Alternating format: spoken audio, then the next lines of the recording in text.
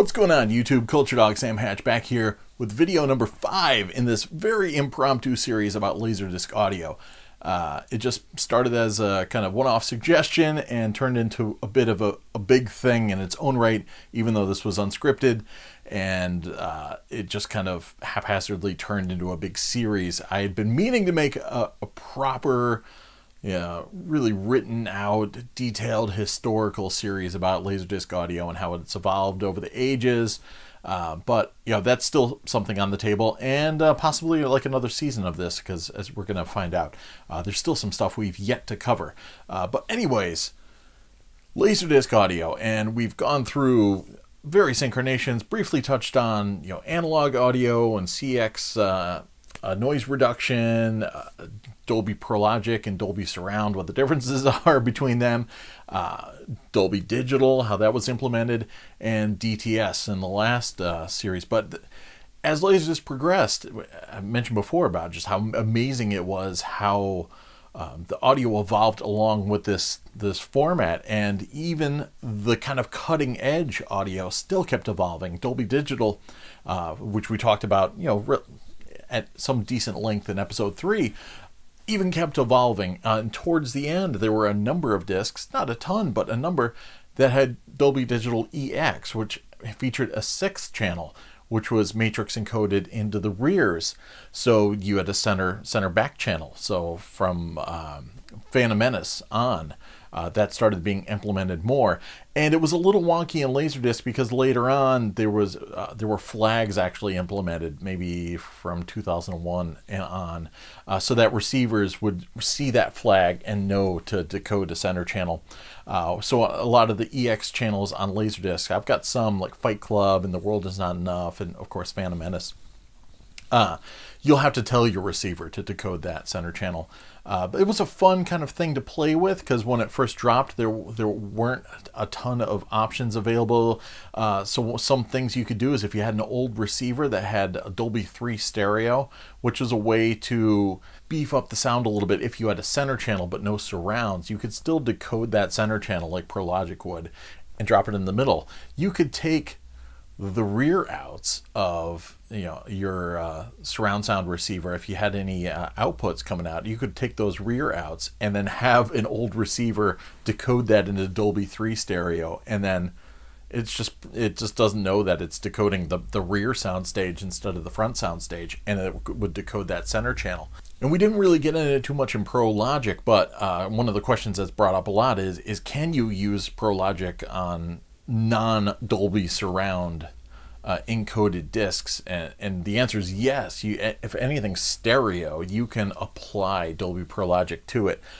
Doesn't guarantee you results, but basically anything that's going to be panning left and right, there's going to be something in that sound stage. It's going to be centralized that the Logic decoder can take and drop into the center channel, and likewise there's probably going to be something out of phase that it can put in surround channels, so any kind of like weird ambience will get decoded and sent to the back. So you can apply that to even music. Most people, I choose to usually listen to my music in stereo, but you can, especially if you're listening to a live recording or something, you can apply Logic to it, and you can apply Logic to things that aren't necessarily marked for Dolby Surround, and you might get interesting effects out of it.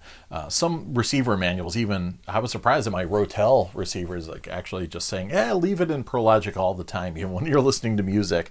And I will go to 2-channel mode when I'm listening to music. But yeah, so you can apply it to other things and see what it does. And then likewise, I remember Widescreen Review having a blast with these rear center channels when EX started coming out, because they started applying that processing to just all sorts of 5.1 discs, and finding out like that on other 5.1 discs that you could decode some interesting center channel experiences, even though they weren't officially flagged or labeled as Dolby Digital EX. So yeah, there's so much more to cover, and we haven't even touched on MUSE audio, which is gonna probably have to be its own. MUSE alone is gonna have to be its own separate series. But that was the high definition format that was launched in Japan, and there were high definition MUSE LaserDiscs available on the market, and with sometimes multiple audio tracks. There was an A and B mode, so sometimes there was 2-channel audio on there, but then there was a discrete surround 3+1 dance audio channel. So much more to talk about there, and so much going on. So it's really interesting that that discrete audio was even happening before we were getting AC3 and DTS over here in the States. So it's interesting trying to get that stuff to play with modern receivers and actually listen to the Dance 3+1 discrete audio properly on a modern setup. So that opens a whole new can of worms. And of course, I'm sure somebody's going to be like, you didn't even cover THX audio, man. THX surround sound that'll make George Lucas cream his jeans, as the delightful Chip Douglas said in Cable Guy. And the funny answer is that there is no such thing. There is no THX sound format. That is another series we're going to have to get into at some point. THX was a certification program put together largely by Tomlinson Holman and other people at Lucasfilm. It was derived from a need because cinemas were just so haphazard and unreliable in terms of audio presentation, and there was no ground level, there was no basis, there was no guarantee that anything was going to be implemented correctly in terms of sound. And as Dolby Stereo became a thing, as sound was getting better and better in the way it was mixed and delivered to cinemas, there was no guarantee that those cinemas were going to play that stuff back correctly. So THX started as a way to certify cinemas so that you could say that this theater is going to accurately replicate the way the film was mixed in the mixing studio. It's going to be able to replicate that in the cinema. And that was brought to the home market, and which caused a bit of a kerfuffle amongst hi-fi people and people that were interested in multi-channel surround because of the way it was implemented. And it was basically the same idea. Like, you could buy receivers and speakers and all this gear that was going to accurately bring what was mixed into your home, and using re-equalization to take off the highs and some other tricks of the trade. But then there were some people like Gary Reber of Widescreen Review who were against that tact because having DSPs or other kind of surround field simulators could sometimes make a more interesting hollow sonic environment than just replicating exactly what was heard in the mixing stage. So there was a lot going on there. There's plenty to talk about in some future videos. But yes, eventually, then you had like THX stamps on receivers and speakers and things like that, which started to kind of lead the way to this misbelief in THX being a sound format or a video format, when it was just a certification saying that this equipment matched a certain level of expectation in terms of replicating what was created in the mixing stage.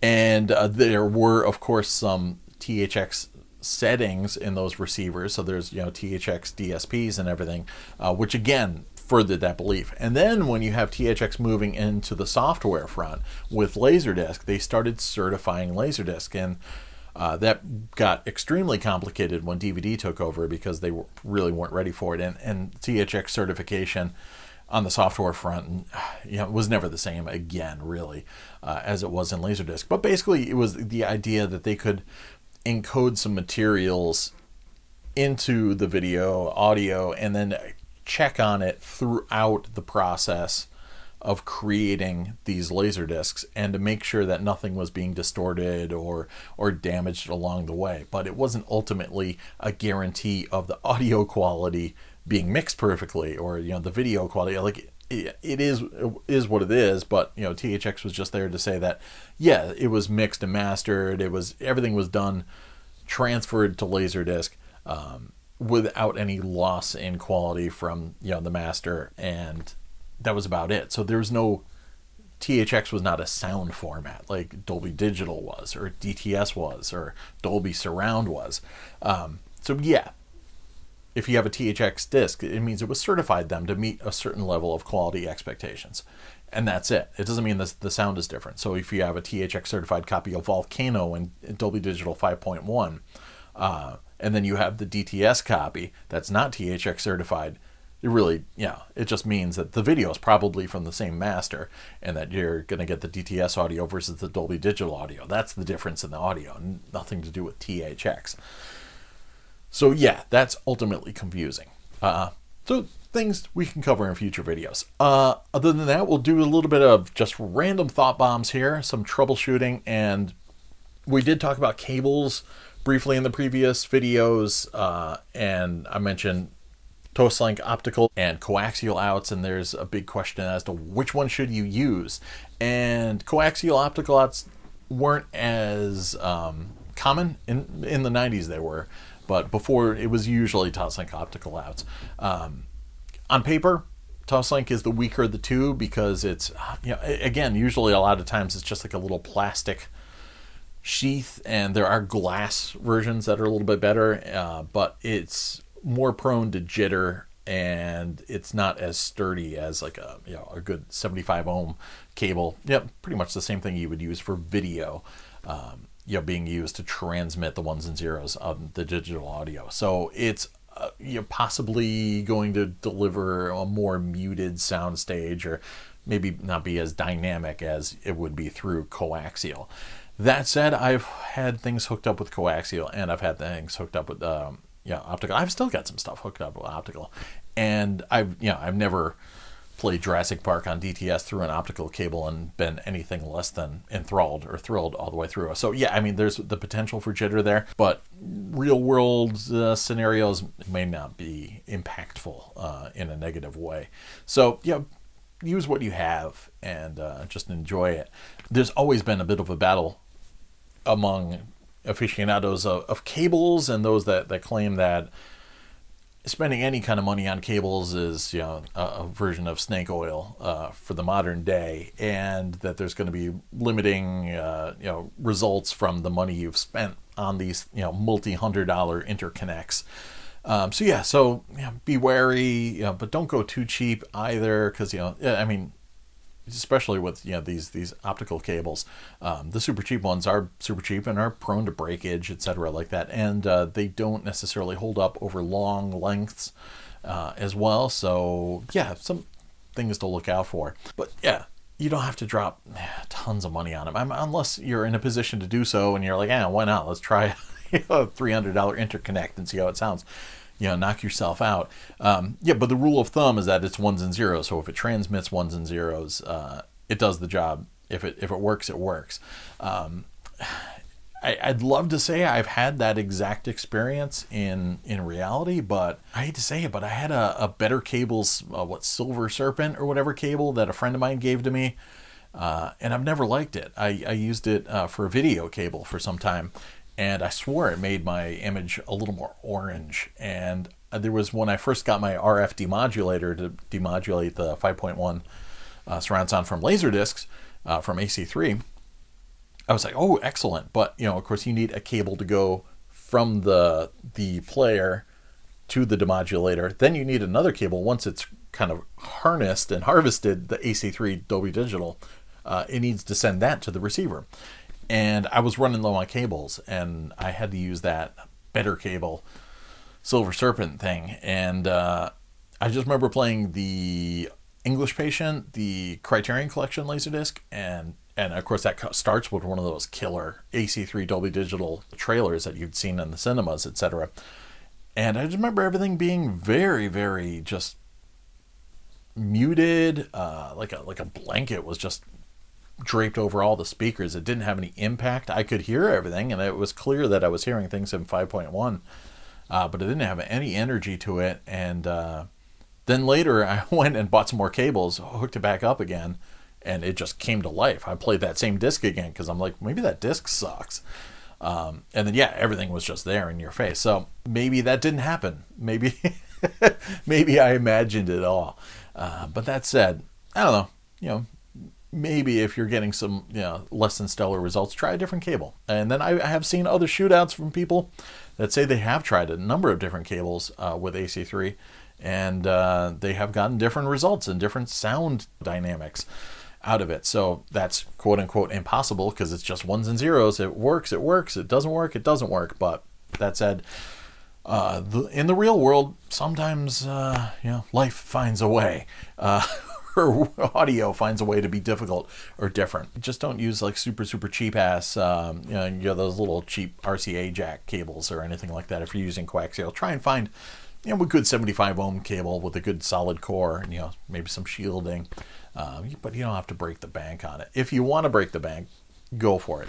Then that said, optical cables, I've had super cheap ones work fine with DTS and sending out PCM digital audio, etc. But then there are also, you might not want to run long lengths with those, and they may be fragile. So yeah, you don't want to like crack one of those things. And I mentioned before that there are a lot of players that have digital to analog converters in them. So if you have a PCM digital stereo track on the disc, the player itself will be able to convert that to analog and put that out through those two RCA stereo jacks on the back of the player. And it will also be able to put out the analog tracks that are on the disc through those same outputs. So it's very handy. It's a nice little Swiss Army knife. And again, the remote is very important. It's your buddy if you're going to be collecting discs from the spectrum of their availability, because you're going to get discs that you're going to possibly want to hear different things on. And a lot of these players don't have the capability to select between the left and right channels and the analog and the digital channels on the front of the player. You can only do it on the remote a lot of times. And whereas Pioneer is cool enough that they didn't change their remotes that often, so you can use a remote for a different player on whatever you have. So if you don't have the right remote for your CLD D704, you could still use the one from your 502 or 503 on it. But the remotes are different amongst themselves, and some have different features and buttons. Some put the stop with the eject, some have their own stop button. Likewise, the analog and the digital sometimes have their own button, and then the left and right. Sometimes there's buttons to enact the CX noise reduction feature. So it is also preferable, if you can, to match the remote with the player, which can, complicate things a little bit. Say if you have a newer disc and you're cranking those stereo tracks, and then you want to listen to the commentary track, then you're going to want to be able to toggle between the two. I did mention there is the DAC, but sadly it doesn't work both ways. So whereas if you have a disc with digital audio tracks and analog audio tracks, if you hook it up with those two RCA stereo outputs, you can enjoy all of that. You just have to make sure that the player does the digital to analog conversion. But if you have a digital output and you're like, oh, cool, I want to let my receiver decode the digital.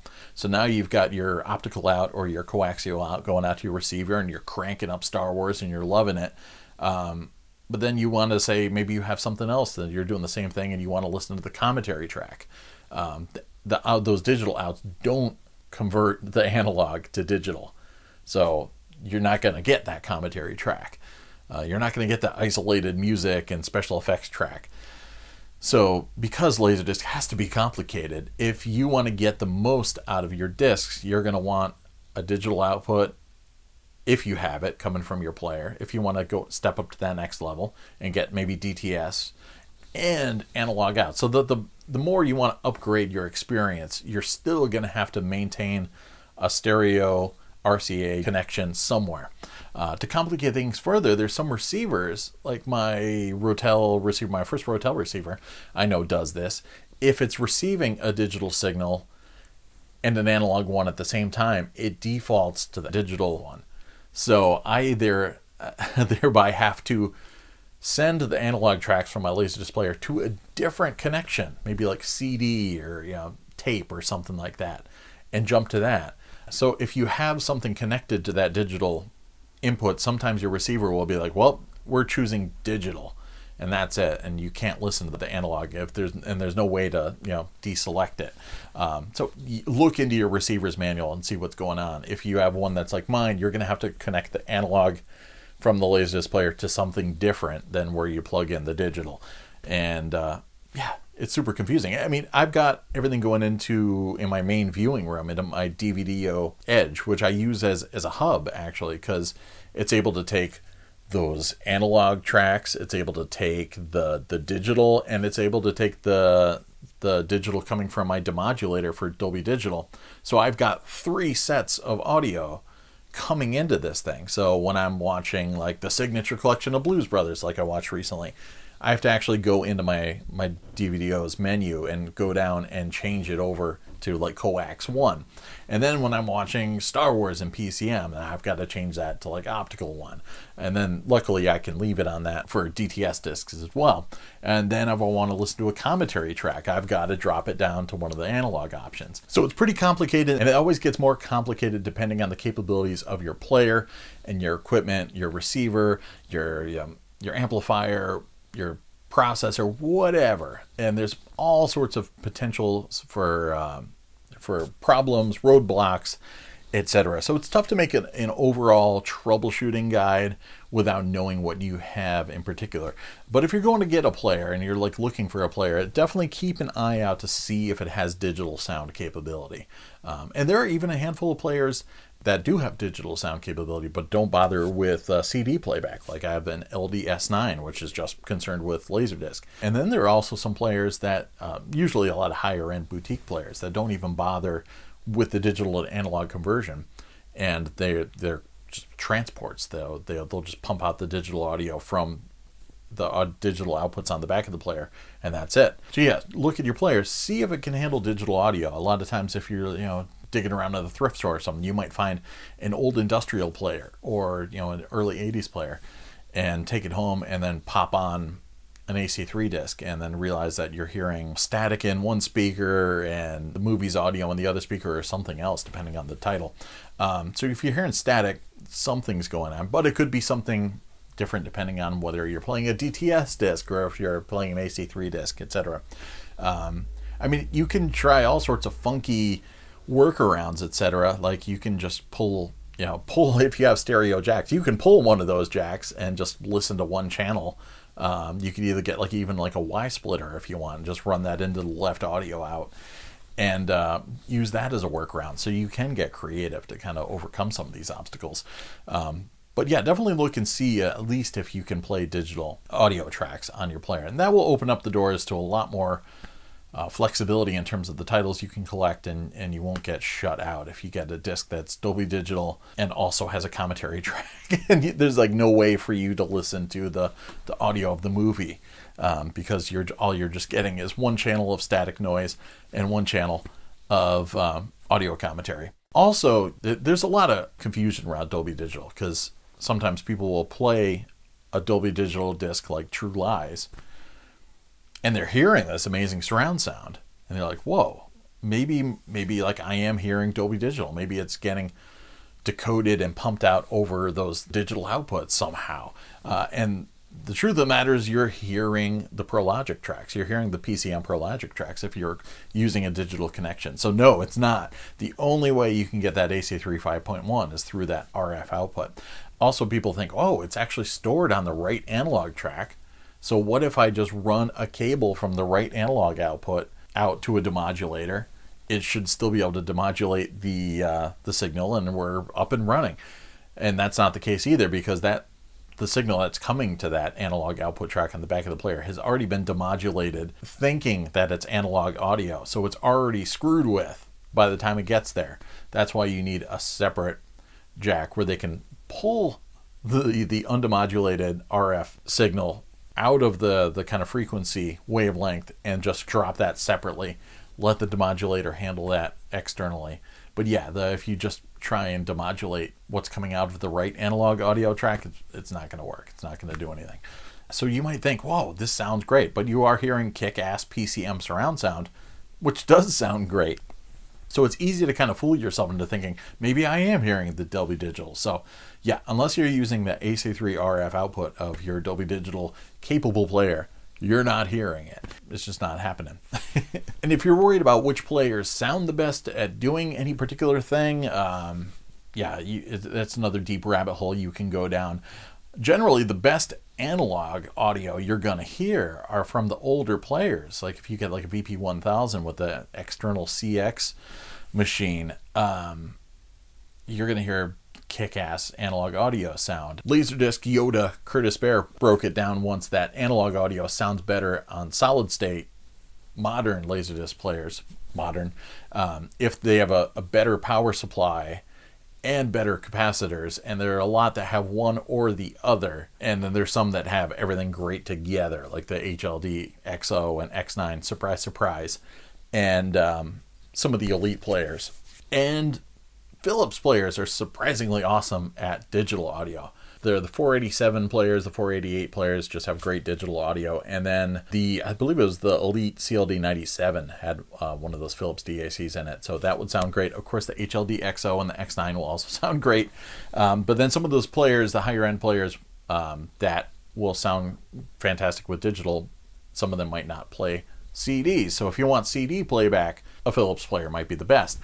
Yeah, I wouldn't get too wrapped up in all that stuff. Just try and find a player with a great amount of outputs. And if you're feeling that the digital audio is lacking or the analog audio is lacking, you might want to go down that rabbit hole a little bit further and see what you can find. There's some great threads on LaserDisc database. There's some forums in there. You can go digging through there if you want to learn a little bit more about Burr Brown chips and the Philips chips and all these different DACs, etc. But that's for the diehards. Also, I forgot to mention too, if you have some players that are on part of the transition period of implementing digital, sometimes you have some weird outputs. Like I've got the LDS1 has multiple RCA audio outs left and right, but then only one of them has the analog audio, or you can select the digital audio, and then one of them only has analog audio out, so keep an eye on that. That's an issue to look for.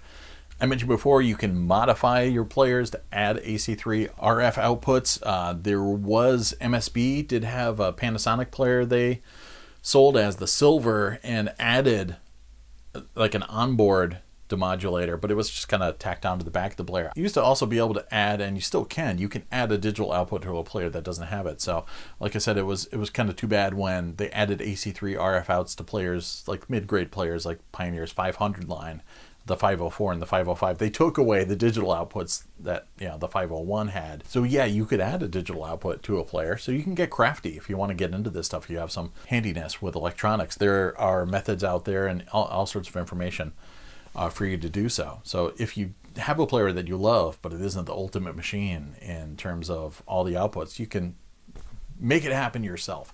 Likewise, I have a Quasar player that I'm been dying to put an AC3 RF output on, and one of these days I'll get around to doing that. There's no way to really kind of make it easy, but if you are having problems, definitely think through, one, what player do you have? What are its capabilities in terms of analog or digital? What does it have for outputs? And trace that. What's that going to? Is it going to a TV? Is it going to a processor or an amplifier or receiver? And how is it connected? And then what's that thing doing? And maybe what's it showing on the front if you have a screen? Does it have logos? Does it have a Dolby Digital logo? Does it have a ProLogic indicator? Check that out. Just try and find out what the signal is coming from, what's happening to it, where it's going. And then you can kind of start troubleshooting things from there. Once you know the capabilities of your player, that's gonna help a lot. If you realize your player can't play digital tracks at all, then you're gonna know what's going on. But if it can play digital tracks, you still need to know if you're using a digital output from it. Are you using an analog set of jacks from it? Like I mentioned before, do you have a receiver that can toggle between the two if you have them connected to the same video 4, say, or do you have to have them connected to separate locations on the back of the receiver and go back and forth between the two? There's a lot to think about, a lot to process, and that's because of the complexity of having this format that kept evolving and mutating over the years, and finding new ways to implement these sound formats on it. It's always going to be a little bit janky, whereas you can pop on a Blu-ray, which can have a ton of different audio options, and you're not going to have to worry about changing the inputs on your processor as you're jumping between DTS and Dolby Atmos or whatever. Likewise with video, in terms of these are 4:3 discs, and sometimes they're letterboxed, and trying to play them correctly on modern displays requires a little bit of active thinking. It requires the same on the audio fronts, especially if you want to exploit the kind of Swiss Army-like nature of all these different audio tracks and what's going on. as I said, it's a little bit simpler if you're living in PAL countries where there was no multi-channel options. You know, your analog or your digital or bust. But still, there's a lot to think about and chew over. And have I covered everything? Nope. There's always some other things hiding under rocks that we can, nooks and crannies and things we can talk about. If you have any specific questions, drop them below. Maybe I can help you out a little bit, and maybe we can figure out what's going on in your particular setup. But yes, LaserDisc audio is a whole interesting oyster of possibilities and sound qualities, and it's definitely worth investing in setting this up to achieve all of it and experience DTS discs and Dolby Digital discs and PCM stereo surround tracks. It's all really, really great, except for that one Godzilla disc I have that sounds like ass.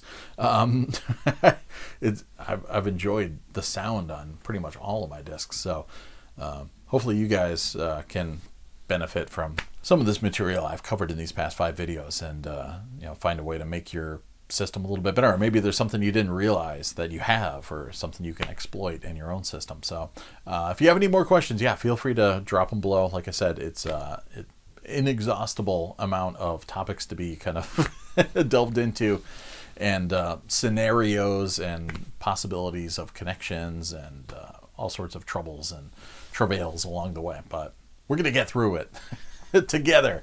We can enjoy LaserDisc audio. So thanks for everybody for watching this strangely long-winded series, which turned out to be pretty copious, considering I was just going to drop some thoughts quickly. And it's still quick and dirty in terms of I didn't prepare a script, but it was still a little bit more in depth than it's a necessity just from the complexity of LaserDisc audio. So cheers for hanging out for the ride, and hopefully you guys had fun, and I'll be back with some more videos, LaserDisc, Blu-rays, all sorts of stuff coming soon. Cheers.